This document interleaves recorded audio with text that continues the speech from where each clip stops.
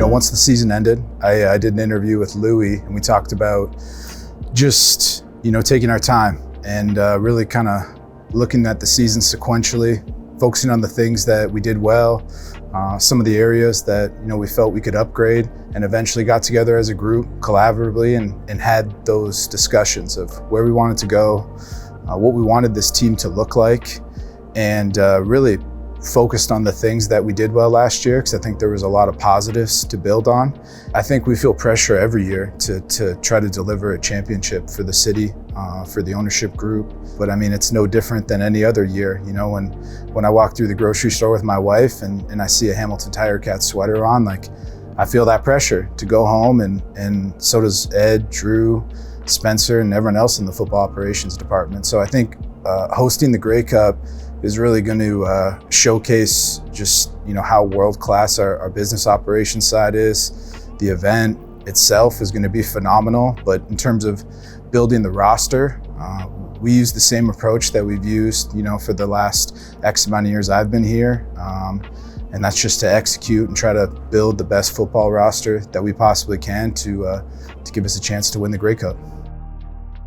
I think with Bo, the moment we traded for him, our first goal, and O alluded to this in the press conference, was to build a relationship with him, to get to know his family. And we started there, right? Bringing him up on a visit in December. And while we were negotiating with him, we were really building out a free agency plan and forecasting what our roster could look like. I think Bo was just a really important resource for us through this process, right? We're not naive to think that people are just going to be here because of the financial terms, because of, our resources. Especially when it comes to receivers, it comes down to a quality quarterback, comes down to a really quality coaching staff with high integrity. And I felt when it comes to Bo, he was the best resource we could have with the players, communicating with them, and him just going through this process of choosing to come here not too long ago. So he was an awesome partner through this process, and definitely wasn't shy in giving us what he felt could help us, and we definitely took that critical feedback when we were going through the process.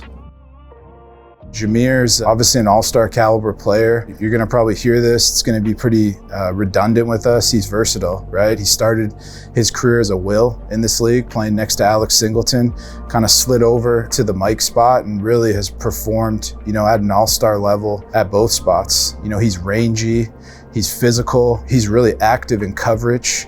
He's a great blitzer. He kind of has the total package for us. And not to mention, through this process, and obviously this free agent window allows us to communicate with the player, get reference checks, whether it's from, former teammates or coaches that may have coached them. And the person was just as impressive as what we saw on film. So we're really excited that he chose to be here in Hamilton, and we think he's going to be a great addition to the defense. I think Casey's been somebody that we've got to watch kind of through the NFL and through kind of going down south and being in camps. He had a really nice career down south where we got to see him at different stops and just show the gritty, really tough, rugged player he is, but at the same time, a very, very good athlete. Watching him transition to Winnipeg, where he's been there for the last couple of years, and saw the impact that he had on their D-line. Again, a flexible and versatile guy. This guy that can, is probably his base position is inside as a defensive tackle, but you saw a lot of plays on the edge, whether it's in a 30 front or in a true 40. So we loved his versatility. We loved the makeup. He is like a Hamilton Tiger Cat when you get to know him and you get to see the style he plays. And I think him and Dylan are going to be a really exciting duo for the fans to watch this season. I think he's a really highly productive player. I think he's a clutch playoff performer, which we've seen each year. I think we feel the exact same way we felt about him when we recruited him in 2019 to come here.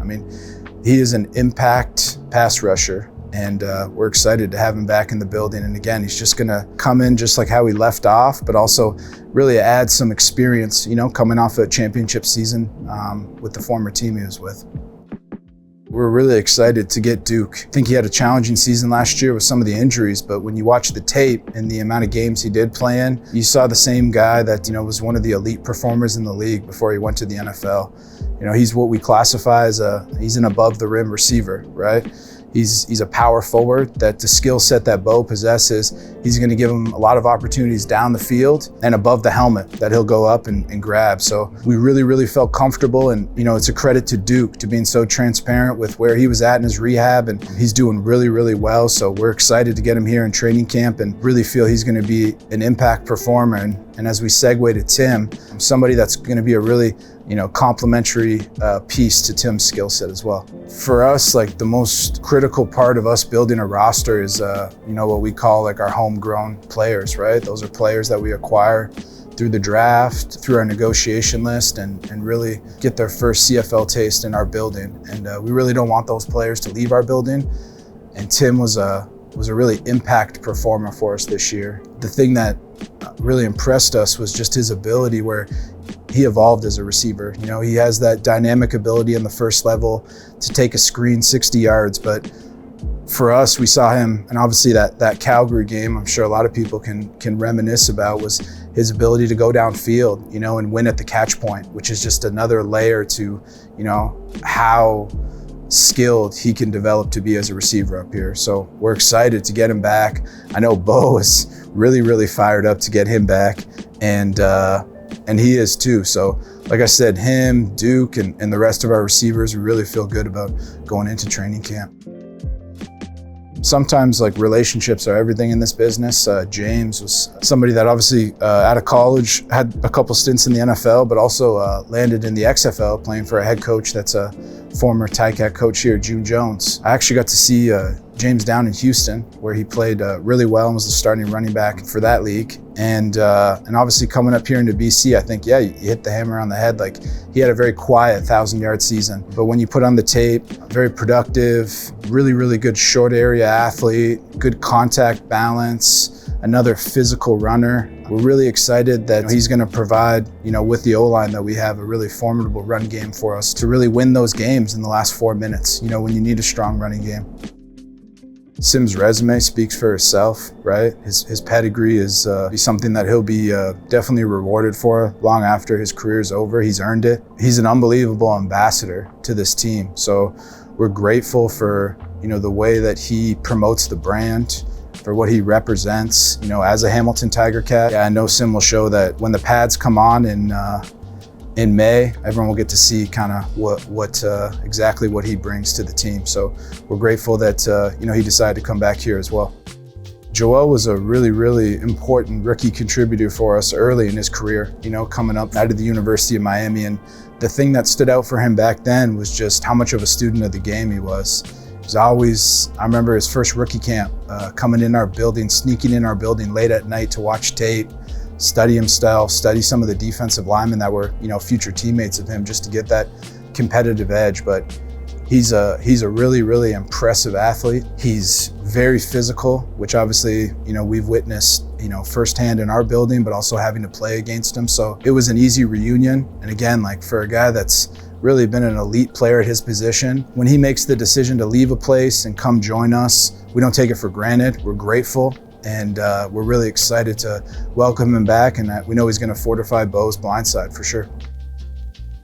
Javian, he doesn't have a tremendous amount of volume of games played up here, but those last 5 games that he started and played for Calgary, you saw the ability, you saw the physicality, you saw the flexibility and the versatility to line up, whether it's boundary half or Sam or move around, which is definitely important to our defense. And you saw the upside, right? And sometimes you're trying to, covet or acquire, proven players, and other times you're trying to sign some ascending players. And we really feel that Javian's kind of best football is ahead of him. And we're really excited to have him join the defense as well. Kwaku, if you were to go back 3 years ago, he was one of the more productive pass rushers in our league. And he's suffered, some injuries or some leaner years production-wise, but what made us so comfortable and excited about, trying to pursue a player like him is the person, the mindset, his ability to kind of recover from an injury, and the work ethic that we know when he comes to camp. He's got a lot to prove, and he's excited. He's got a little bit of a chip on his shoulder, and we like those types of players. I think he's going to really fit in well with our defense. He's a proven pass rusher, and you can't have enough of them on your roster. So we're excited he chose to come here. Chris is someone who's been ultra productive since his rookie year in this league. You know, he had a couple years and then went down to the NFL and came back up here. And there's not a lot of players that play Sam that have that, you know, really balanced skill set. And what I mean by his physicality, his ability to blitz and add in the run game, but also his ability to cover. That's a hard thing to do. It's a really unique position to play. And Chris has done it at a high level for a number of years. And obviously we've seen it on the other side, and we wanted to have it in our building now. You know, he plays with an edge, which I think is synonymous with the Ticat defense and what we're trying to do going into 2023. We're always going to stay open to players with CFL experience. So I think there is a bucket of players that maybe you know, are looking more for fit than the actual financially driven decision. So those players might take some time to go through the process, and we'll actively communicate with them and be open to that. But you're right, like our focus kind of segues to really the most vital part in our eyes to building, you know, a sustained roster is bringing up new American players via the negotiation list, and obviously working on the CFL draft, which will have the combine coming up and some of the regional combines coming up in the next month. And obviously with the negotiation list, it's ongoing. We're constantly looking at players who are either free or currently going through the draft process and trying to arrange our negotiation list to bring in the best balanced rookie class that we possibly can.